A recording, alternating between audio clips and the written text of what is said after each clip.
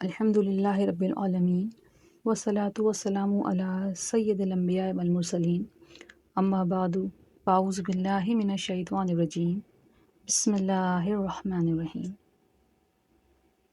17 رمضان المبارک صدیقہ کائنات طیبہ و طاہرہ زاہدہ و عابدہ سیدہ عائشہ صدیقہ رضی اللہ تعالی عنہا کا یوم وفات ہے۔ اماں جان طیبہ و طاہرہ سیدہ عائشہ صدیقہ رضی اللہ تعالی عنہا رسول اللہ صلی اللہ علیہ وآلہ وسلم کی محبوب زوجہ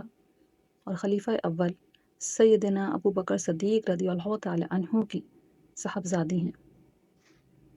یہ وہی صدیقہ رضی اللہ تعالی عنہا ہیں کہ جب آپ پر الزام لگایا گیا تو اللہ تعالی خود آپ کے وکیل بن گئے، یعنی جب موسیٰ علیہ السلام پر الزام لگایا گیا تو اللہ تعالیٰ نے ایک عورت کو وکیل صفائی بنا کر بھیجا۔ جب یوسف علیہ السلام پر الزام لگا تو اللہ تعالیٰ نے ایک بچے کے ذریعے یوسف علیہ السلام کے پاکیزہ کردار کی گواہی دی،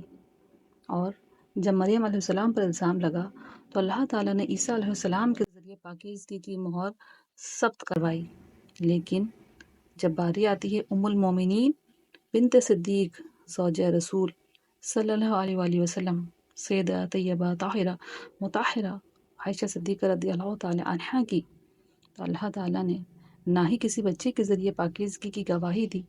اور نہ ہی کسی عورت کو صفائی پیش کرنے کے لیے مقرر کیا، بلکہ رب العالمین خود عائشہ رضی اللہ تعالی عنہا پر لگائے جانے والے الزام اور بہتان کے وکیل بن گئے اور آپ کی براعت کی گواہی قرآن میں دے دی، جس کا ذکر سورہ نور میں ہے۔ سبحان اللہ، کیا مقام و مرتبہ ہوگا اس مقدس ہستی کا کہ جس کی پاکیزگی کی گواہی خود اللہ کریم نے دی اور رہتی دنیا تک کے مسلمانوں کی کتاب قرآن کریم کی سورہ نور کا حصہ بنا دیا، تاکہ قیامت تک آنے والے تمام ہی مسلمان جب بھی قرآن کو پڑھیں تو انہیں اماں جان سیدہ عائشہ رضی اللہ عنہا کی پاکیزگی یاد آئے۔ عائشہ صدیقہ رضی اللہ تعالی عنہا وہ عظیم اور مقدس ہستی ہیں کہ جن کو کائنات کی سب سے مقدس ترین ہستی آقا دو جہاں رحمت للعالمین جناب محمد رسول کریم صلی اللہ علیہ وآلہ وسلم کی زوجہ ہونے کا شرف حاصل ہے۔ عائشہ صدیقہ رضی اللہ تعالی عنہا وہ ہستی ہیں کہ جن کو یار غار و مزار سیدنا صدیق اکبر رضی اللہ عنہا کی بیٹی ہونے کا شرف حاصل ہے۔ وہ صدیق جو یار غار رہے اور آج بھی رسول کریم کے پہلو میں آرام فرما ہے۔ حضرت عائشہ صدیقہ رضی اللہ تعالی عنہا کی فضیلت کا اندازہ اور ان کی علمیت کا اندازہ رسول کریم صلی اللہ علیہ وآلہ وسلم کی اس حدیث مبارکہ سے لگایا جا سکتا ہے کہ رسول کریم صلی اللہ علیہ وآلہ وسلم نے ارشاد فرمایا کہ تم اپنے 2/3 دین کو حمیرہ سے حاصل کرو۔ حمیرہ آپ کا لقب ہے جو رسول اللہ نے آپ کو عطا فرمایا، تو آپ اندازہ لگائیے کہ آپ کی علمی فضیلت کتنی زیادہ ہے کہ دین کا 2/3 حصہ ہمیں حضرت عائشہ صدیقہ رضی اللہ تعالی عنہا سے حاصل ہوا۔ مفتی احمد یار خان نعیم رحمۃ اللہ علیہ تفسیر کبیر میں فرماتے ہیں کہ جناب حضرت سیدنا عائشہ صدیقہ رضی اللہ تعالی عنہا کے فضائل ریت کے ذروں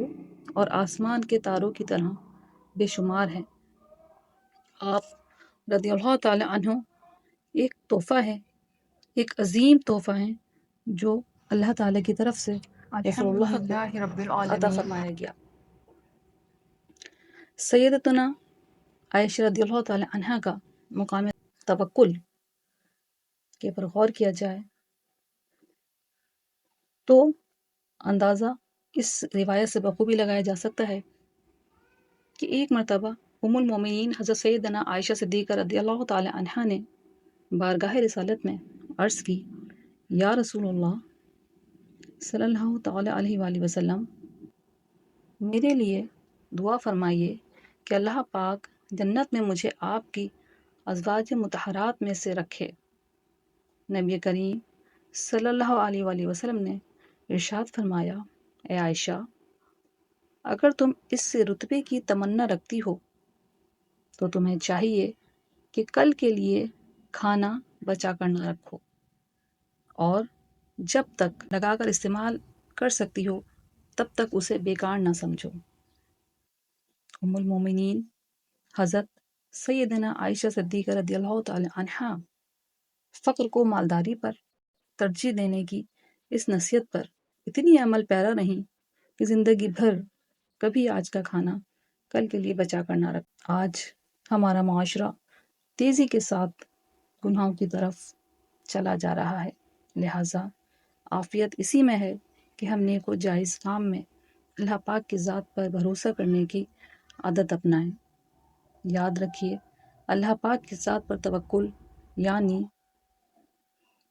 اس پر مکمل اطمینان اور بھروسہ رکھنا اسی طرح ہے